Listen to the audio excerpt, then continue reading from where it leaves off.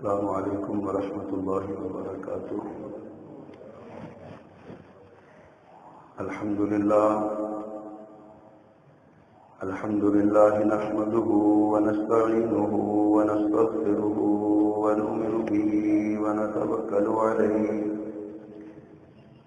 ونعوذ باللہ من شرور انفسنا ومن سیئات اعمالنا،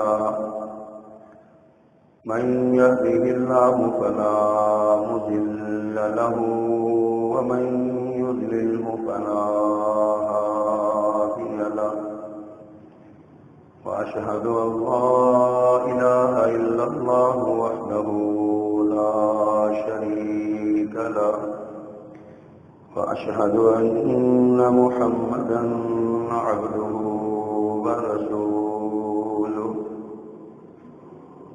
أما بعد فإن خير الحديث كتاب الله، وخير الهدي هدي محمد صلى الله عليه وسلم، وشر الأمور محدثاتها، وكل محدثة بدعة، وكل بدعة ضلالة، وكل ضلالة في النار. اللهم صل على محمد وعلى آل محمد كما صليت على إبراهيم وعلى آل إبراهيم إنك حميد مجيد. اللهم بارك على محمد وعلى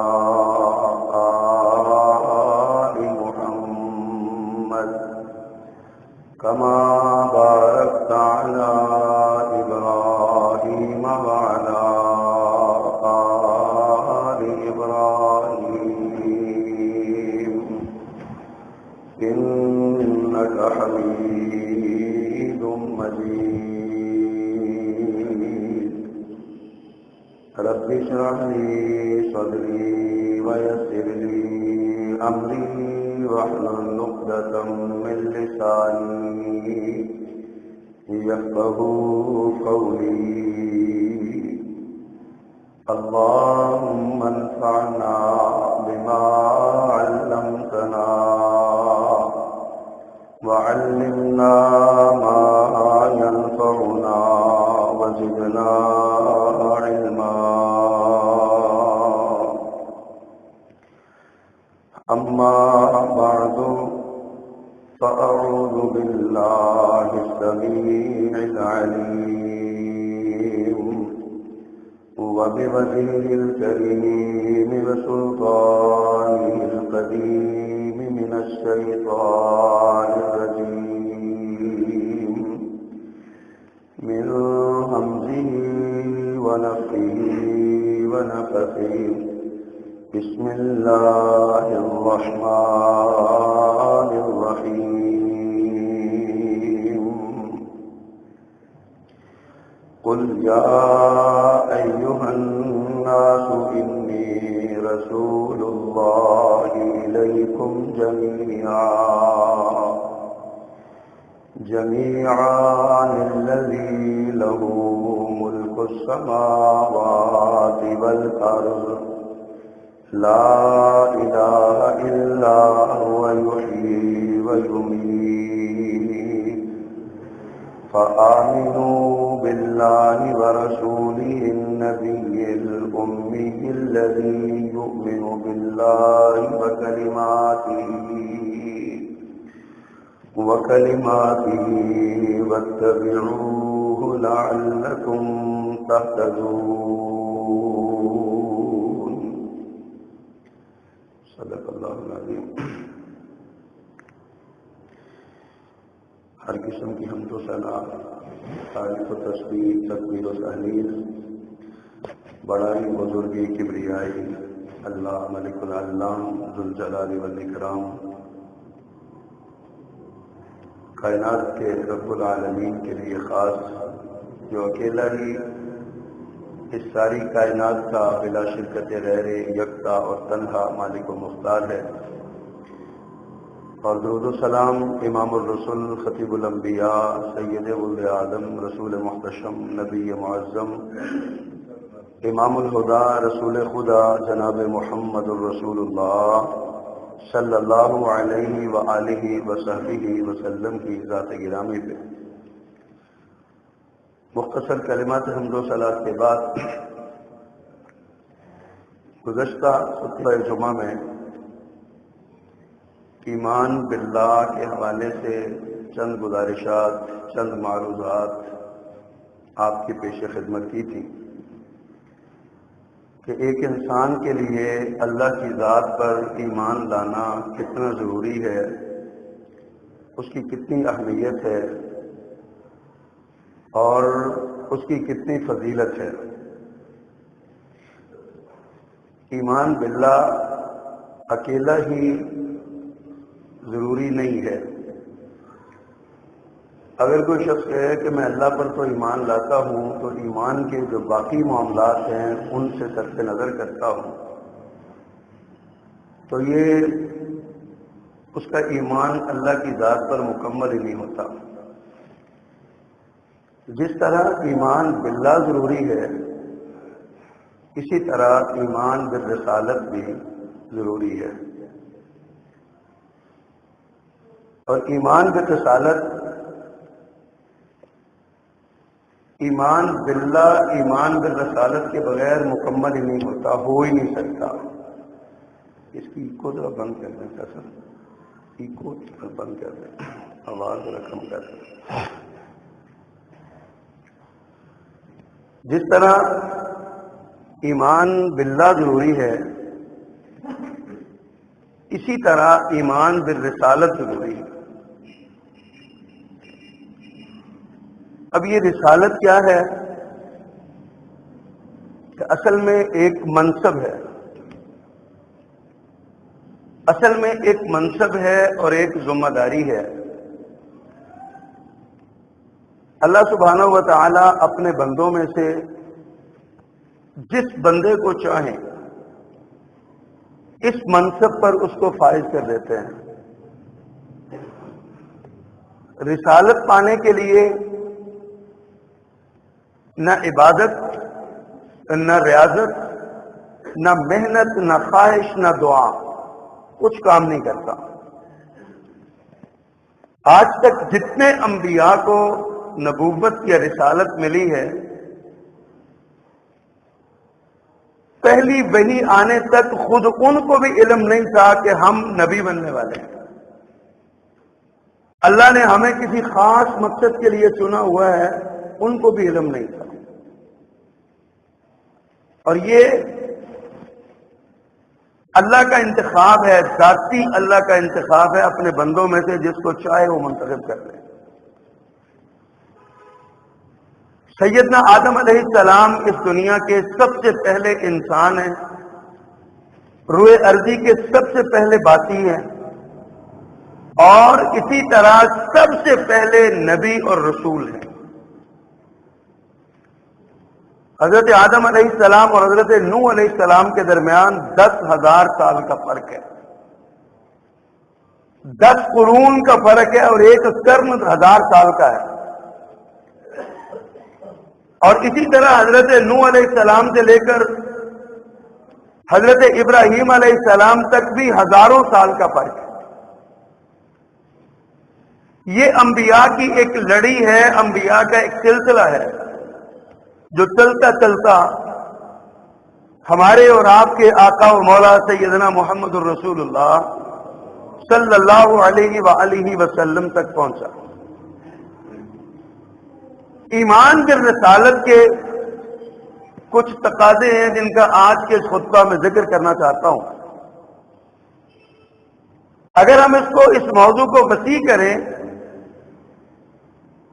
تو دن کے 24 گھنٹے گزر جائیں، ہفتے کے 7 دن گزر جائیں، مہینے کے 30 دن گزر جائیں، ایک سال نہیں ہزاروں سال گزر جائیں، ایمان بالرسالت کے تقاضے ہم نہ پورے کر سکتے ہیں نہ بیان ہی کر سکتے ہیں، لیکن علماء اسلام نے ان کو اختصار کے ساتھ سمندر کو جو کوزے میں بند کیا ہوا ہے اس میں ایمان بالرسالت کے 3 تقاضے ان کا ذکر کیا گیا، اور اس مختصر وقت میں کوشش کروں گا کہ ان تینوں تقاضوں کے کچھ نمونے اور کچھ باتیں آپ کے سامنے رکھ سکوں۔ ایمان بالرسالت کا سب سے پہلا تقاضا یہ ہے کہ بندے کو رسول کی پہچان و تعارف ہو، منصب رسالت سے آگہی ہو، اور وہ جانتا ہو کہ رسالت کتنا بڑا اور کتنا عظیم منصب ہے۔ جس بندے کو منصب رسالت سے آگہی نہیں ہے، رسول کا تعارف نہیں ہے، وہ بندہ باقی تقاضے پورے کر ہی نہیں سکتا، وہ ایمان ہی نہیں لا سکتا رسول پر۔ نبی کریم صلی اللہ علیہ وسلم کی ذات سے تو مکہ والوں کو بھی کوئی اعتراض نہیں تھا۔ قرآن مجید نے کہا انہم لا یکذبونک، اے پیغمبر یہ آپ کو تو جھٹلاتے نہیں ہیں، بلکہ یہ ظالم لوگ اللہ کی آیات کا انکار کرتے ہیں، اللہ کی آیات کا انکار کرتے ہیں، اللہ کے رسول کی ذات کا اور بات کا انکار نہیں کرتے۔ مکہ والوں کا اعتراض یہ تھا کہ اللہ نے رسول ہی بنانا تھا تو تمہیں کیوں بنایا؟ تو غریب بھی ہے، تیرے پاس پیسے بھی نہیں ہیں، تیرا باپ بھی تیرے سر پہ نہیں ہے، تیرا کوئی بڑا خاندان بھی پیچھے جتھا بھی نہیں ہے، تجھے اللہ نے ان 2 عظیم بستیوں میں سے اللہ نے مکہ اور طائف جیسی بستیوں میں سے اللہ نے کیوں یہاں سے کسی سردار کو منتخب نہیں کیا؟ اعتراض اللہ کی ذات پہ تھا، نبی صلی اللہ علیہ وسلم کی ذات پہ اعتراض نہیں تھا۔ تو سب سے پہلا تقاضا اس کا یہ ہے کہ رسول کے بارے میں انسان کو آگہی ہو کہ رسول کون ہوتا ہے، اس کی عظمت، اس کی شان، اس کی جلالت قدر کیا ہے، وہ کتنا عظیم الشان ہے، اور اللہ کے ہاں اس کا کیا مقام اور کیا منزلت اور کیا مرتبہ ہے۔ حضرات محترم، رسول کائنات ارضی میں اللہ کا سب سے برگزیدہ بندہ ہوتا ہے، سب سے چنیدہ بندہ ہوتا ہے، اپنے دور میں سب سے خوبصورت بندہ ہوتا ہے، اور ہر عیب سے پاک بندہ ہوتا ہے۔ دنیا میں کوئی رسول ایسا نہیں آیا جس میں جسمانی طور پہ عیب ہو یا روحانی طور پہ کوئی عیب ہو۔ حسین ترین انبیاء ہوتے رہے، اور ساری زندگی پہ ان پہ 40 سال کی عمر نبوت کی۔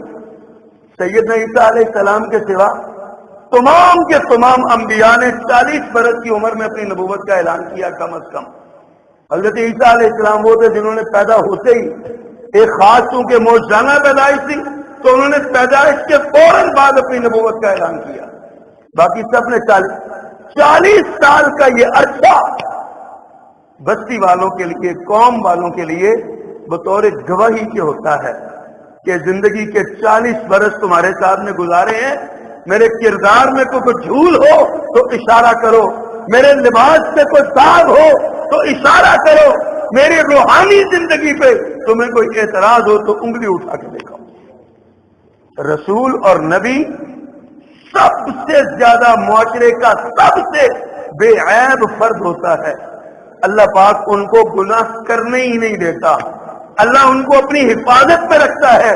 ان کا بچپن، ان کا لڑکپن، ان کی نوجوانی، ان کی جوانی، یہ سارے کے سارے طاہر اور مطہر اور پاکیزہ ایام ہوتے ہیں۔ اسی لیے کوئی آج تک کوئی شخص کسی نبی پہ کوئی اعتراض نہیں، ان کی ذات پہ کوئی اعتراض نہیں اٹھا سکتا۔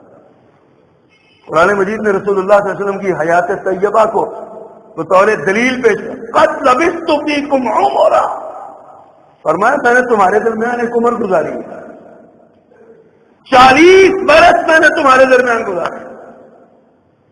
آپ نے کوئی صفحہ پہ کھڑا ہو کے کہا تھا مکہ والو میں نے تمہارے درمیان ایک زندگی گزاری ہے، حل وجدتمونی صادقا ام کاذبا، میری ساری زندگی تمہارے سامنے کھلی کتاب کی طرح ہے، مجھے کبھی جھوٹ بولتے ہوئے دیکھا ہو تو آج بتاؤ، میں سچ بولتا ہوں یا جھوٹ بولتا ہوں؟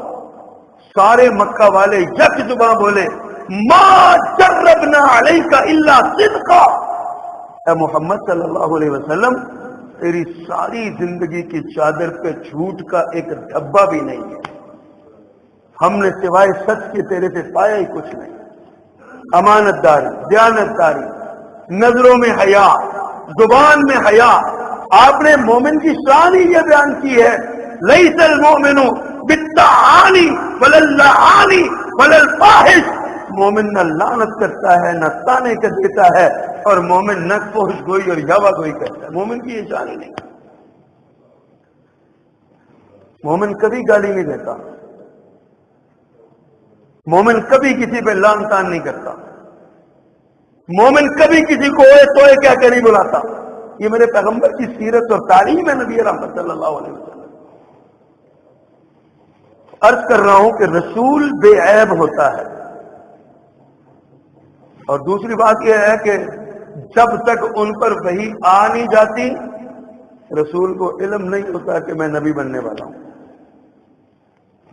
رسول کسی انسان سے پڑا ہوا نہیں ہوتا، بلکہ اللہ تبارک و تعالیٰ ایک خاص فرشتے کے ذریعے، جو فرشتوں سے بھی برگزیدہ اور چنیدہ اور سردار فرشتہ ہے، اللہ نے اس کے ذریعے اپنا پیغام اس نبی تک پہنچاتا ہے، اور ان کو پتہ چلتا ہے کہ میں اللہ کا رسول ہوں۔ یہ رسول کا تعارف۔ اور پھر جب ہر رسول نبی بن جاتا ہے نا تو اس کو اس کا دائرہ کار بتایا جاتا ہے۔ سیدنا عیسیٰ علیہ السلام نے کہا تھا میں تو بنی اسرائیل کی بھیڑ بکریوں کے لیے آیا ہوں۔ حضرت موسیٰ علیہ السلام نے اشارہ کیا تھا کہ میں بنی اسرائیل کی اصلاح کے لیے آیا ہوں۔ ہر نبی اس کو اس کا دائرہ بتایا جاتا ہے کہ تمہارا دائرہ کار یہ علاقہ ہے، یہ بستی ہے، یہ شہر ہے، یہ لوگ ہیں، یہ قوم قبیلہ، یہ کنبہ ہے، اس سے باہر تم نے نہیں نکلنا۔ اور یہی وجہ ہے کہ جب رسول اللہ صلی اللہ علیہ وسلم کی باری آئی تو آپ کو بتایا گیا کہ آپ کا دائرہ کار کیا ہے۔ فرمایا قل، اے پیغمبر اعلان کیجئے، یا ایھا الناس انی رسول اللہ الیکم جمیعا، اے کائنات کے لوگوں میں تم سب کی طرف رسول بن کے آیا، کافۃ للناس بشیرا ونذیرا۔ دوسرے مقام پہ فرمایا کائنات انسانیت کے ہر فرد کے لیے، ہر مرد کے لیے، ہر عورت کے لیے، ہر بچے کے لیے، ہر بوڑھے کے لیے، ہر جوان کے لیے، اب قیامت کی دیواروں تک صرف میں نبی ہوں۔ آپ نے ارشاد فرمایا جس یہودی یا عیسائی تک میری اس کی زندگی میں میری نبوت کا پیغام پہنچ چکا ہے اور وہ مجھ پر ایمان نہیں لاتا، وہ جہنم میں جائے گا، وہ قطعاً جنت میں نہیں جائے گا۔ 2 × 2 = 4 کی طرح آپ نے بات کلیئر کر دی۔ فرمایا جس تک میری نبوت اور رسالت کا پیغام پہنچ چکا ہے اور اس کو پتہ ہے کہ میں محمد صلی اللہ علیہ وسلم اللہ کا رسول بن کے آ چکا ہوں اور وہ مجھ پر ایمان نہیں لاتا، فرمایا وہ اس کا ٹھکانہ جہنم ہے، وہ جنت میں نہیں جائے گا۔ حضرات یہ اللہ کے رسول کو اس کا دائرہ کار بتا دیا جاتا ہے کہ آپ کا دائرہ کار اتنا ہے، اور جو اللہ کا پیغام آتا ہے وہ پیغام اللہ کا رسول من بعن لفظ بلفظ اپنی امت تک پہنچانے کا پابند ہوتا ہے۔ اللہ کا جو پیغام آتا ہے، دیکھیے اگر ایسا نہ ہوتا، نبی کریم صلی اللہ علیہ وسلم کو 2 مقامات پہ قرآن نے ذکر کیا ہے۔ اللہ تعالیٰ نے اپنے نبی کے فیصلے کو تسلیم نہیں کیا بلکہ محبت بڑی ڈانٹ کھلائی ہے، محبت بڑی۔ اللہ نے پہلا مقام عبس وتولی ان جاءہ الاعمی، ایک نبینا آپ کے پاس آیا، آپ کفار مکہ کو سمجھا رہے تھے، اللہ کے رسول نے ناپسند کیا، فرمایا تمہارے پاس اور کوئی وقت نہیں ہوتا، 24 گھنٹے تمہارے پاس ہوتا ہوں، ہر وقت آ جاتے ہو۔ اللہ نے آیات اتاری، فرمایا پیغمبر تجھے کوئی اختیار نہیں ہے کہ تو ان لوگوں کو جو اخلاص کے ساتھ تیرے پاس آتے ہیں تو ان کا راستہ روکے، ان کو نہ بلائے۔ اور دوسرے مقام پہ آپ نے ارشاد فرمایا آج کے بعد میں شہد نہیں کھاؤں گا۔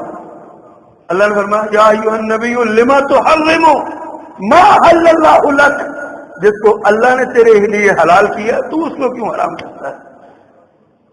آپ اندازہ فرمائیے کہ اتنی حفاظت اللہ نے اپنے نبیوں کی کی۔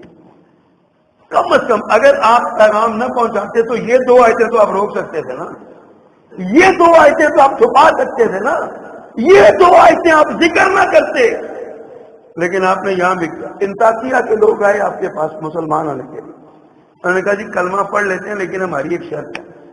وہ جو سورۃ کہف میں حضرت عزیر کا ذکر ہے نا، وہ گئے اور انہوں نے کہا جی میری مہمان نوازی کی جائے، تو وہاں پہ الفاظ آتے ہیں فَأَبَوْا أَن يُضَيِّفُوهُمَا، انہوں نے انکار کر دیا ہم تمہاری میزبانی نہیں کریں گے۔ یہ انطاکیہ بستی کے لوگ تھے، انہوں نے کہا اللہ کے پیغمبر ہماری اس میں بستی بستی محسوس ہوتی ہے، آپ ایسا کریں فَأَبَوْا کی جگہ فَأَتَوْا کر دیں، فَأَتَوْا أَن يُضَيِّفُوهُمَا، انہوں نے ان کی میزبانی کی۔ سینکڑوں سال گزر چکے ہیں، کسی کو کیا پتا۔ اب دیکھیے با کی جگہ پہ تا کرنا تھا، ایک نقطے کی جگہ 2 نقطے، صرف 2 نقطے لگانے تھے، لیکن میرے پیغمبر صلی اللہ علیہ وسلم نے انکار کر دیا، فرمایا یہ اللہ کا کلام ہے، مجھے اس میں زیر و صبر کی بھی تبدیلی کا کوئی اختیار نہیں، یہ اللہ نے اتارا ہے۔ فَأَبَوْا ہی قیامت تک پڑھا جائے گا، ایک لفظ کے بدلنے سے سارا واقعہ تبدیل ہو جائے گا، کیسے ہو سکتا ہے؟ مسلمہ کذاب نے یہی پیغام بھیجا تھا، اے محمد صلی اللہ علیہ وسلم ہم تم پر ایمان لاتے ہیں، تیری بات مانتے ہیں، لیکن صرف ایک شرط ہے، تیری زندگی میں کوئی دعویٰ نہیں ہے، لیکن آپ کے دنیا سے جانے کے بعد نبوت میں ہمیں پارٹیسپیشن، ہمارا بھی کچھ حصہ ہونا چاہیے، ہم اس میں حصہ مانگتے ہیں۔ نبی رحمت صلی اللہ علیہ وسلم نے ایک تنکا اٹھایا زمین سے اور فرمایا اس تنکے کا ایک ٹکڑا بھی دینے کا پابند نہیں۔ نبوت و رسالت اللہ کی عطا ہے، جس کو چاہے عطا ہے، یہ تعارف ہے، یہ یاد رکھیے، یہ تعارف ہے۔ اللہ کے رسول کو اس کا دائرہ کار بتایا گیا ہے اور ساتھ یہ حکم دیا گیا ہے، اور اللہ کا رسول خود سب سے پہلا مومن ہوتا ہے۔ اللہ کی ذات پر ایمان لانے والا سب سے پہلے اللہ کے رسول خود مومن ہوتا ہے۔ اول المسلمین اول المسلمین، حضرت ابراہیم علیہ السلام نے کہا تھا میں سب سے پہلا بات ماننے والا ہوں۔ اور اس مقام پہ جو آیت میں نے آپ کے سامنے پڑھی ہے، اس میں بھی آپ غور کیجئے، فرمایا فَآمِنُوا بِاللَّهِ وَرَسُولِهِ النَّبِيِّ الْأُمِّيِّ الَّذِي يُؤْمِنُ بِاللَّهِ وَكَلِمَاتِهِ، فرمایا لوگو اللہ پر اور اس کے اس رسول پر ایمان لاؤ جو نبی امی ہے، اور وہ کیا کہتے ہیں الذی یؤمن باللہ وکلماتہ، جو خود اللہ پر اور اللہ کے کلمات پر ایمان لاتا ہے۔ سب سے پہلا ایمان لانے والا خود اللہ کا رسول ہوتا ہے۔ یہ تعارف ہے اللہ کے رسول کا، منصب رسالت کا، اللہ کے رسول کو اللہ نے کیا مقام دیا۔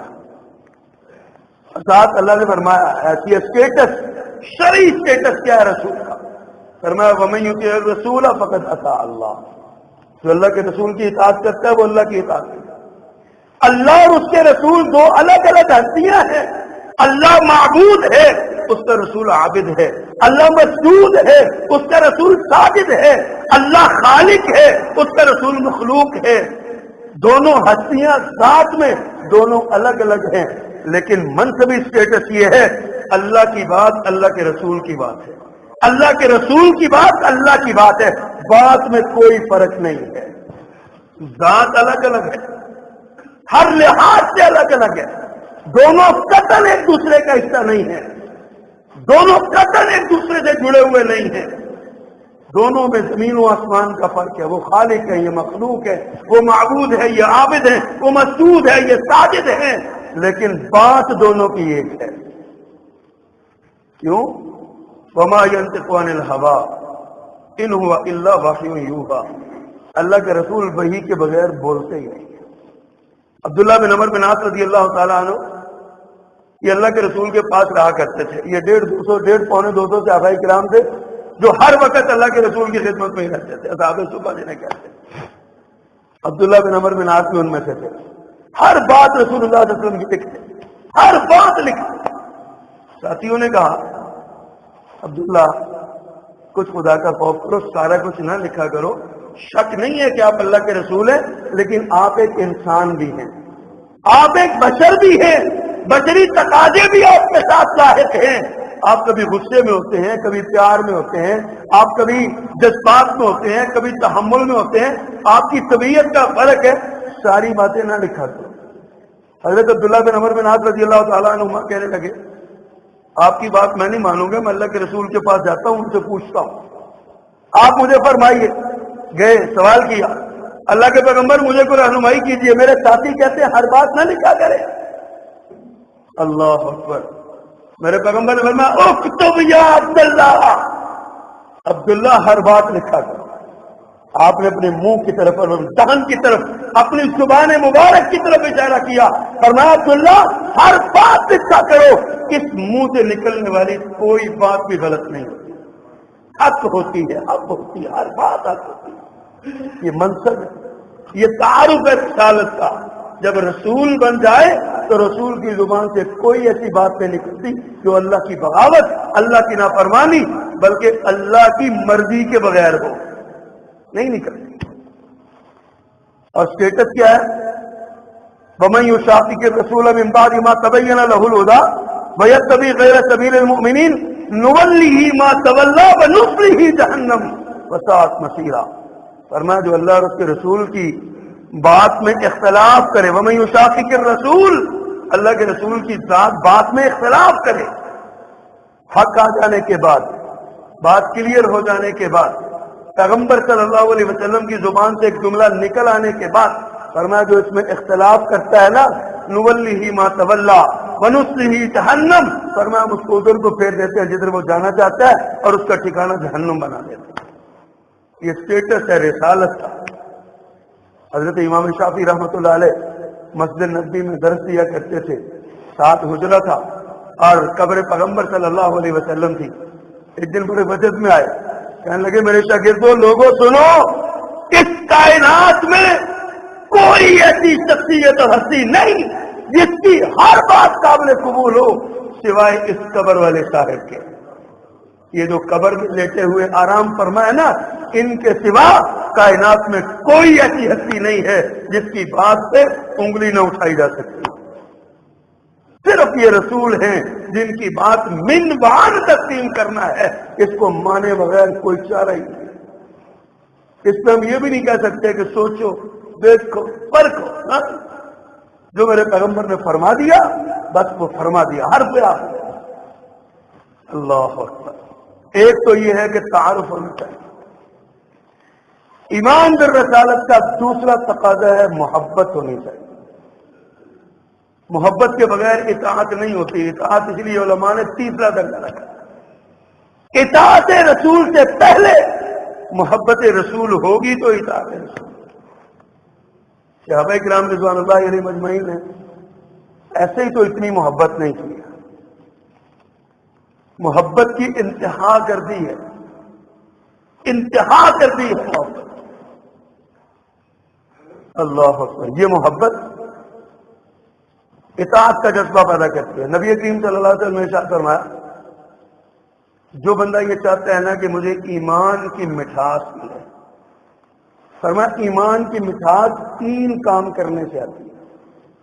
بندہ مومن ہے نا، وہ چاہتا ہے کہ ایمان کی حلاوت اور ایمان کا مزہ پائے، فرمایا اس کے لیے 3 کام بہت ضروری ہیں۔ ان میں سب سے پہلا کام جو میرے پیغمبر صلی اللہ علیہ وسلم نے ارشاد فرمایا وہ ہے اللہ اور اس کے رسول کی محبت۔ جس کو اللہ اور اس کے رسول سے محبت نہیں ہے نا، یاد رکھیے وہ ایمان کی حلاوت نہیں پا سکتا۔ اور دوسری بات آپ نے ارشاد فرمائی، اگر بندہ کسی سے محبت کرتا ہے تو اس کی بنیاد بھی اللہ کی محبت ہے۔ اللہ کے لیے محبت اور اللہ کے لیے نفرت۔ کسی سے محبت کرے تو اللہ کے لیے، کسی سے نفرت کرے تو صرف اللہ کے لیے۔ اللہ کی ذات بنیاد ہونی چاہیے۔ اور تیسری بات میرے پیغمبر صلی اللہ علیہ وسلم نے ارشاد فرمایا، وہ کفر کی طرف لوٹنا اتنا ناپسند کرے، اتنا ناپسند کرے جتنا وہ آگ میں جانا ناپسند کرتا ہے۔ اب کوئی بندہ آگ میں جانا پسند کرتا ہے؟ کسی کا دل چاہتا ہے کہ اس کی انگلی جل جائے، کپڑا جل جائے، اس کا پاؤں جل جائے، وہ آگ میں کود جائے؟ کوئی ایسا معاملہ ہو؟ کوئی نہیں پسند کرتا۔ پر میں جس طرح آگ میں جلنا ناپسند ہے، اس طرح کفر میں لوٹنا ناپسند ہونا چاہیے۔ یہ بڑی نقطے کی بات ہے، صرف ایک اشارہ کر کے بات آگے بڑھاتا ہوں۔ آج ہمارے رویے کبھی دیکھا کریں، ہم ہماری اولاد ہمیں کفر کی طرف لے جائے نا، تو ہم جانے کو تیار ہو جاتے ہیں، کیونکہ اولاد ہے، محبت ہے اولاد کی۔ ہم اللہ کے رسول کی نافرمانی اور بغاوت سے اتر آتے ہیں۔ ٹھیک ہے جی، اللہ کے رسول کا فرمان تو صحیح ہے، لیکن کیا کریں، اولاد کے آگے مجبور ہو گئے ہیں۔ اولاد اتنا ایمان کمزور ہے ہمارا۔ یہ اولاد جو اسی معاشرے کے واقعات ہیں نا، گھر میں باپ کی میت پڑی ہوتی ہے، دو بھائی لڑ رہے ہوتے ہیں، وہ کہتے ہیں یہ حصہ میرا ہے، وہ کہتے ہیں نہیں یہ حصہ میرا ہے۔ باپ کی میت پڑی ہے، قرضہ چڑھا ہوا ہے، اور مولوی صاحب کہتے ہیں بھائی اس کے قرضے کی ذمہ داری کون لیتا ہے؟ بیٹا کان میں جا کہتا ہے مولوی صاحب جنازہ پڑھائیں گے تو لاکھوں روپے کا قرضہ کون دے گا؟ اور جب لینے کے لیے لوگ آتے ہیں کہتے ہیں مر گیا وہ قبر ہے اس کی لے لو جا کے، ہم نے ہمیں دیا تھا۔ اس اولاد کے لیے ایمان گنوا رہے ہیں، اس اولاد کے لیے اللہ کی ذات گنوا رہے ہیں۔ اللہ اکبر، بات ہے محبت کی۔ اللہ اکبر، نبی کریم صلی اللہ علیہ وسلم نے ارشاد فرمایا ایمان ہی مکمل نہیں ہوتا جب تک اللہ کے رسول کی محبت نہ ہو۔ لا یؤمن احدکم حتی اکون احب الیہ من ولدہ ووالدہ والناس اجمعین۔ فرمایا آل و اولاد سے، آباء و اجداد سے، اور کائنات کے ہر انسان سے بڑھ کے جب تک مجھ سے محبت نہیں ہوگی ایمان ہی مکمل نہیں، کوئی مومن ہو ہی نہیں سکتا۔ لا یؤمن احدکم، یہ میرے پیغمبر کا فرمان، مومن ہو ہی نہیں سکتا۔ اب ہم ذرا غور کریں، ایک طرف اللہ کے رسول کا فرمان ہے، دوسری طرف اولاد کھڑی ہے۔ ایک طرف اللہ کے رسول کا فرمان ہے، دوسری طرف بیوی کھڑی ہے۔ ایک طرف اللہ کے رسول کا فرمان ہے، دوسری طرف ماں باپ کھڑے ہیں۔ ایک طرف اللہ کے رسول صلی اللہ علیہ وسلم کا فرمان ہے، دوسری طرف معاشرے کی رسمیں کھڑی ہیں، برادری کے رواج کھڑے ہیں۔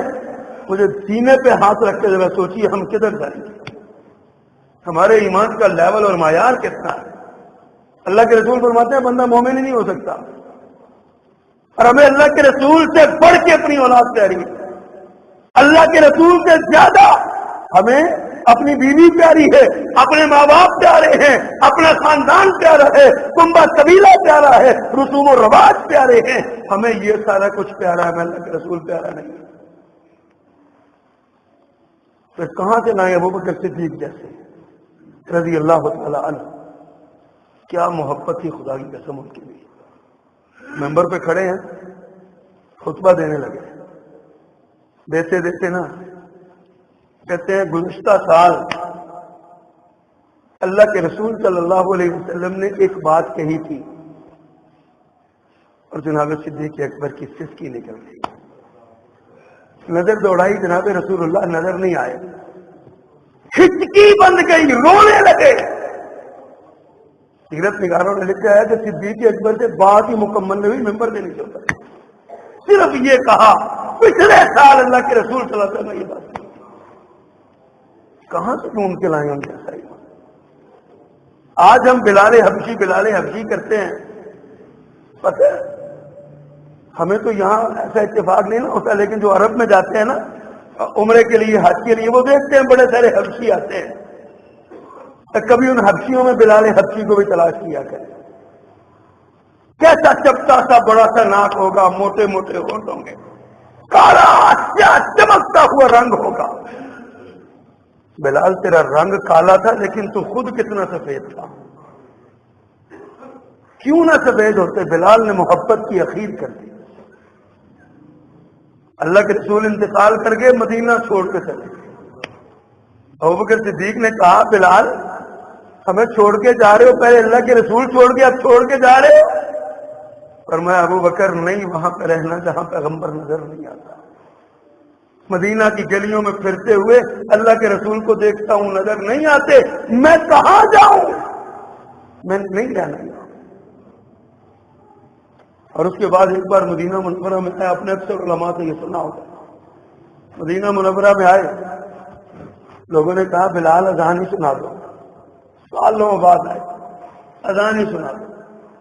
خدا کی قسم کیسا معیار تھا محبت کا ان کا، ہم تو ان کے پاس کو بھی نہیں ہیں، ان کے قریب سے بھی نہیں گزرتے ان کے۔ ہم نے صرف یہی سمجھا جھنڈیاں لگا کے گلی سے جا لیں گے تو محبت کا اظہار ہو جائے گا، ہم نے یہی سمجھا کمکمے لگا دیں گے تو محبت کا اظہار ہو جائے گا۔ اور بلال کی محبت کو معیار بناؤ، لوگوں نے کہا اذان دو، بلال کہتے ہیں نہیں دیتا. کہا دو اذان، کہا دی نہیں جائے گی. لوگوں نے حسنین کو سفارشی بنا دیا. حسنین آگے بڑھے، چچا اذان سنا دے. مجبور ہو گئے. بلال حبشی مدینہ منورہ میں جب اللہ اکبر کہا ہو تو کیا مدینہ میں قیامت نہیں بیت گئی ہو؟ مؤذن رسول نبی کا زمانہ لوگوں کو یاد آیا. لوگ تڑپ کے گھروں سے نکلے. بلال نے دوسری بار کہا اللہ اکبر اللہ اکبر. مدینہ کے گھروں میں سسکیاں گونجنے لگی عورتوں کی. ہائے بلال تو نے کیا یاد کروا دیا. اور بلال کا انداز بھی اشہادو کو اشہادو کہتے تھے، شین بولی نہیں جاتی تھی، شین بولتے تھے. اشہدو اللہ الہ الا اللہ، اشہدو اللہ الہ الا اللہ. سیدنا بلال کا انداز ہوتا تھا جب اشہدو اللہ الہ کہتے تو انگلی آسمان کی طرف اٹھاتے، اور جب اذان دیتے ہوئے کہتے نا اشہدو ان محمد رسول اللہ صلی اللہ علیہ وسلم تو انگلی میرے پیغمبر کی طرف اٹھ جاتی. یہ اللہ کے رسول بیٹھے. حضرت بلال اذان دینے لگے. مدینہ کی گلیوں میں کوہرام مچ گیا. مدینہ کی گلیوں میں لوگ گھروں سے باہر نکل آئے. بلال کے چہرے کو دیکھ رہے ہیں. بلال تیری محبت کو سلام پیش کرتا ہوں. بلال نے اشہد ان محمد پہ پہنچے، انگلی آگے کو ہی میرا پیغمبر نظر نہیں آیا. بلال غش آگے زمین پہ جا پڑا. ایک یہ محبت تھی اور ایک ہمارے دعوے ہیں. لوگوں محبت سیکھنی ہے تو میرے صحابہ نبی کے صحابہ سے سیکھو. محبت سیکھنی ہے میرے نبی کے صحابہ سے سیکھو، جنہوں نے میرے پیغمبر کی ذات سے ہی محبت نہیں کی، آپ کی بات سے بھی محبت کی. حضرت حذیفہ بن یمان رضی اللہ تعالی عنہ شاہ ایران کے دربار میں بیٹھے ہیں. فرما روائے ایران آج کے دور کا ٹرمپ سمجھ لیں، آج کے دور کا یہ روسی صدر سمجھ لیں.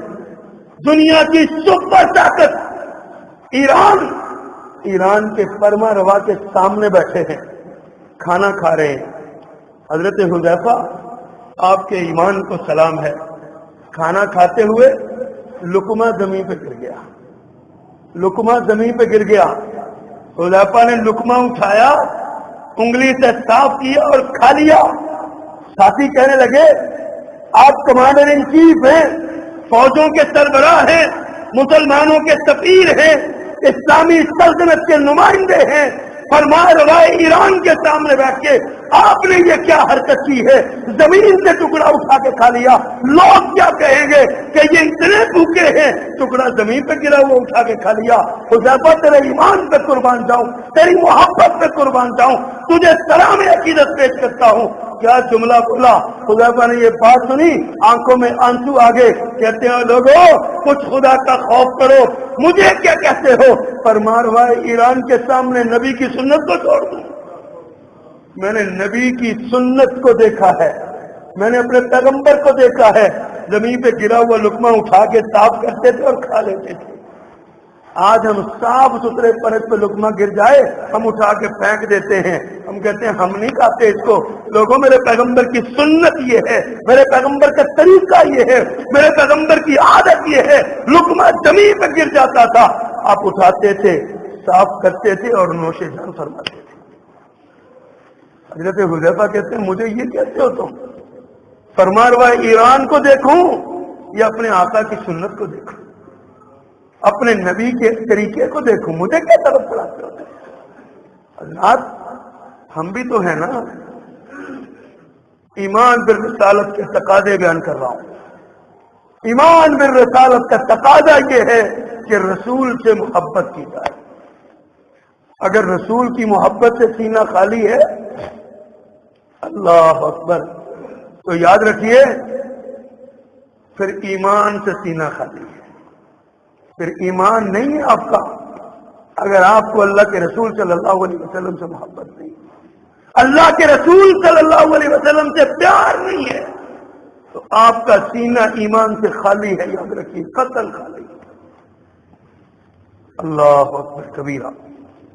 میرے پیغمبر صلی اللہ علیہ وسلم نے فرمایا بدا اسلام غریب فسیعود غریبا، اسلام بیچارگی کے عالم میں شروع ہوا، اجنبیت میں شروع ہوا، اور دوبارہ عنقریب ادھر ہی لوٹ جائے گا۔ فطوبی للغرباء، فرمایا غریبوں کو خوشخبری سنا دو، بیچاروں کو، لاچاروں کو خوشخبری سنا دو۔ صحابہ کرام نے سوال کیا، اللہ کے پیغمبر غریب کس کو کہتے ہیں؟ غریب کون ہے؟ میرے آقا نے فرمایا جو میری سنت کو زندہ کرنے والے ہیں۔ جب سنت پہ حملے ہو رہے ہوں، سنت کو دبایا جا رہا ہوگا، سنت کے مقابلے میں بدعت کو فروغ دیا جا رہا ہوگا، سنت کے مقابلے میں بدعات کی ترویج ہو رہی ہوگی، ایسے وقت میں فرمایا جو سنت سے چمٹے ہوں گے، لوگوں کو سنت پہ ابھارتے ہوں گے، سنت پہ عمل کی ترغیب دیتے ہوں گے، فرمایا ان کو خوشخبری سنا دو میری طرف سے۔ میرے بانوں میں جھانکے ذرا، ہم سوچیں کہ ہم اللہ کے رسول صلی اللہ علیہ وسلم کی سنت کی کتنا چمٹے ہوئے ہیں، کتنا اللہ کے رسول صلی اللہ علیہ وسلم کی سنت سے پیار کرتا ہے۔ کبھی سوچیے، کبھی غور کیجیے۔ رسالت تیسری بات اور آخری بات، نبی رحمت صلی اللہ علیہ وسلم نے ارشاد فرمایا، اللہ اللہ اللہ، عرض کر رہا ہوں ایمان بالرسالت کے تقاضے۔ پہلا تقاضا تعارف ہونا چاہیے، دوسرا تقاضا محبت ہونی چاہیے، اور تیسرا تقاضا بے لوث اطاعت ہونی چاہیے۔ اللہ کے رسول کی بات آ جائے تو کائنات کی ہر شے کو ٹھکرا دیا جائے، اللہ کے رسول صلی اللہ علیہ وسلم کی بات پہ جان قربان کر دی جائے۔ میرے پیغمبر صلی اللہ علیہ وسلم کی بات آ جائے، آپ کی بات آ جائے، بات آ جائے، لوگوں غور کیجئے، لفظ پہ نقطے کی بات سمجھا رہا ہوں۔ اللہ کے رسول کی اطاعت سے بھی پیار کیجئے، اللہ کے رسول کی بات سے بھی پیار کیجئے۔ دونوں میں سے ایک مس ہو گئی، دونوں ہی مس ہو جائیں گی، اور دونوں مس ہو گئی تو ایمان بھی مس ہو جائے گا۔ اللہ اکبر۔ اللہ نے فرمایا اللہ کے رسول کی اطاعت سے ملتا کیا ہے؟ فرمایا قل ان کنتم تحبون اللہ فاتبعونی یحببکم اللہ۔ اللہ کے رسول کی اطاعت سے اللہ کی محبت ملتی ہے۔ اللہ نے وعدہ کیا، اعلان کیا، فرمایا پیغمبر اعلان کیجئے اگر تم اللہ کی محبت چاہتے ہو تو میری اتباع کرو، میری پیروی کرو، میری پیروی کرو، میری بات مانو، میرے پیچھے پیچھے چلو، میری نقل کرو۔ لا تقدموا بین یدی اللہ ورسولہ، ایک قدم بھی آگے بھی نہیں بڑھنا، ایک قدم پیچھے بھی نہیں رہنا، پاؤں پہ پاؤں رکھتے ہوئے چلے آنا ہے، پاؤں پہ پاؤں رکھتے ہوئے چلے آنا ہے۔ میرے پیغمبر نے صبح بیدار ہونے سے لے کے رات دوبارہ سونے تک، بتائیے زندگی کا کون سا گوشہ ہے جس میں میرے پیغمبر نے طریقہ نہیں بتایا؟ کیسے آپ نے اٹھنا کیسے ہے، سونا کیسے ہے، جاگنا کیسے ہے، چلنا کیسے ہے، پھرنا کیسے ہے، کاروبار کیسے کرنا ہے، واش روم کیسے جانا ہے، مسجد کیسے آنا ہے، گھر والوں سے کیسے ملنا ہے، اولاد سے کیا سلوک کرنا ہے۔ لوگوں کبھی سوچیں، کبھی سوچیں، اللہ کی محبت چاہتے ہیں تو اللہ کے رسول کی اطاعت کرنا ہو۔ قل ان کنتم تحبون اللہ فاتبعونی یحببکم اللہ۔ اللہ کے رسول کے صحابہ کی پھر بات آتی ہے، صحابہ نے کیسی اطاعت کی ہے۔ فاطمہ بنت قیس رضی اللہ تعالی عنہا مدینہ منورہ میں خاتون تھی، ان کے شوہر انتقال کر گئے، عدت پوری ہو گئی، عدت پوری ہونے کے بعد ان کو دو لوگوں کا نکاح کا پیغام آیا، ایک حضرت ابو جہم کا رضی اللہ تعالی عنہ اور ایک حضرت معاویہ رضی اللہ تعالی عنہ کا پیغام آیا۔ فاطمہ بنت قیس اللہ کے رسول کے پاس جاتی ہے، آقا جی مشورہ چاہتی ہوں، مشورہ دیجیے۔ ابو جہم کا بھی پیغام آیا ہے نکاح کے لیے، معاویہ کا بھی آیا ہے، کس سے نکاح کروں؟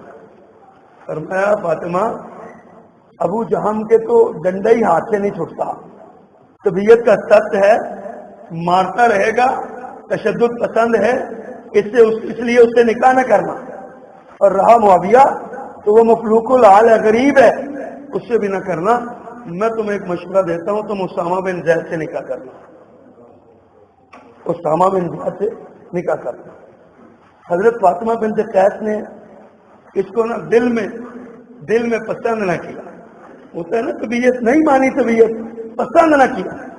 میرے پیغمبر صلی اللہ علیہ وسلم نے ارشاد فرمایا طاعت اللہ و طاعت رسولہ خیر لکی، فاطمہ اللہ اور اس کے رسول کی بات مان لو، تیرے لیے بھلائی ہے۔ حضرت فاطمہ کہتی ہیں میں نے اللہ کے رسول کی بات مان کے میں نے نکاح کر لیا اسامہ سے۔ فرماتی ہیں میں اتنا خوش قسمت ثابت ہوئی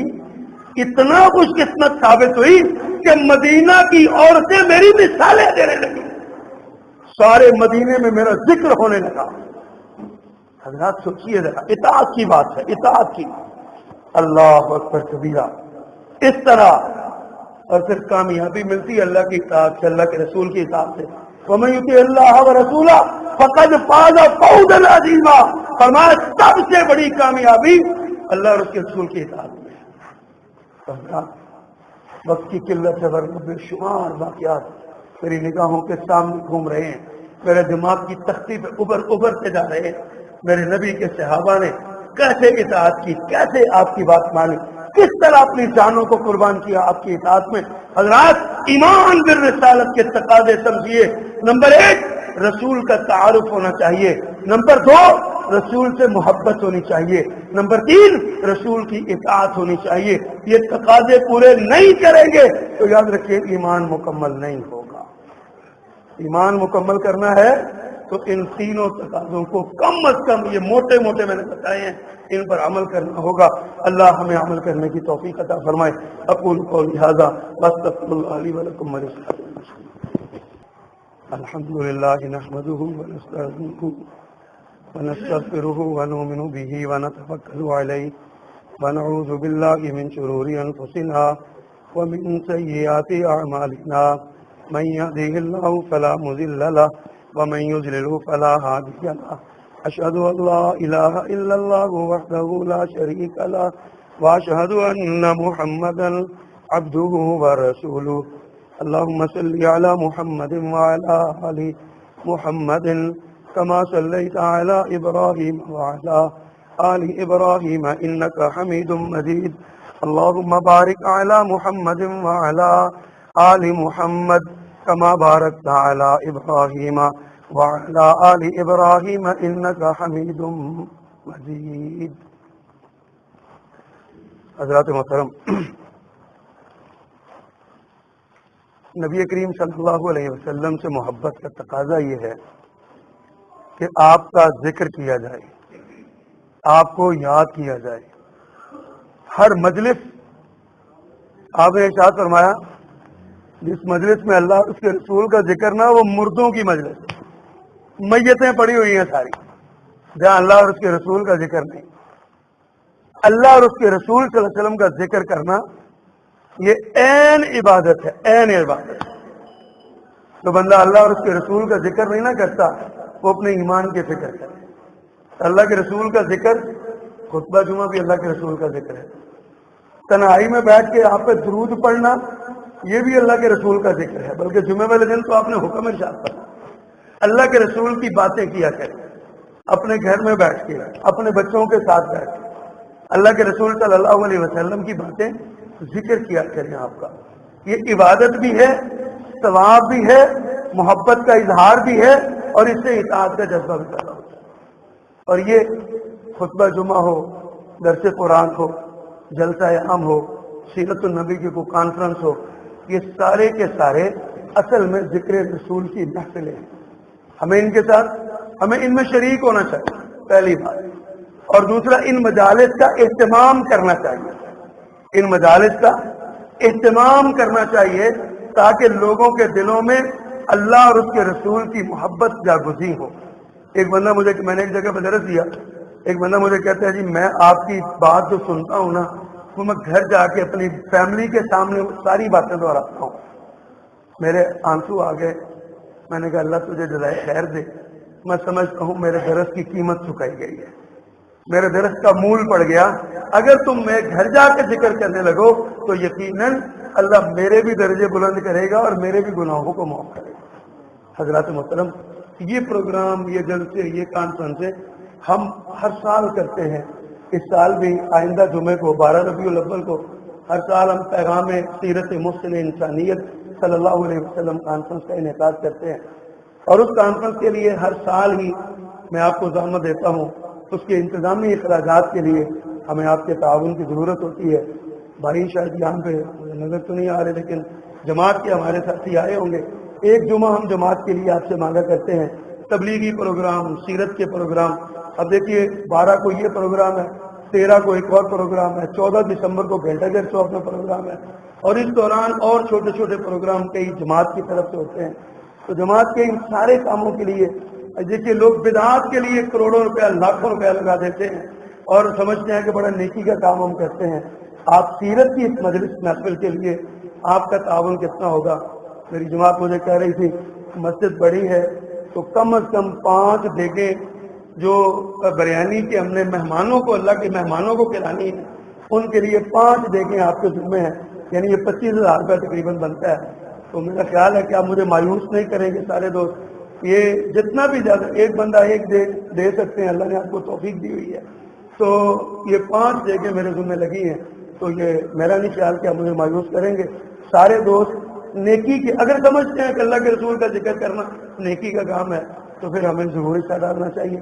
الحمدللہ اس سے پہلے بھی، اور آج ایک نئی نہیں اور بھی کئی مساجد میں، دار بازار مسجد میں بھی اور بھی کئی مساجد میں ہم نے یہ کہا ہے تاکہ 2.5-3 لاکھ روپے کے جو یہ اخراجات ہیں، علماء کراچی سے تشریف لا رہے ہیں، فیصل آباد سے تشریف لا رہے ہیں، لاہور سے تشریف لا رہے ہیں، ان کے آنے جانے کے اخراجات کچھ ہوتے ہیں، خدمت ان کی کرنی ہوتی ہے، تو یہ بڑا ایک پیارا سا موقع ہوتا ہے نیکی کے اس کام میں حصہ ڈالنا۔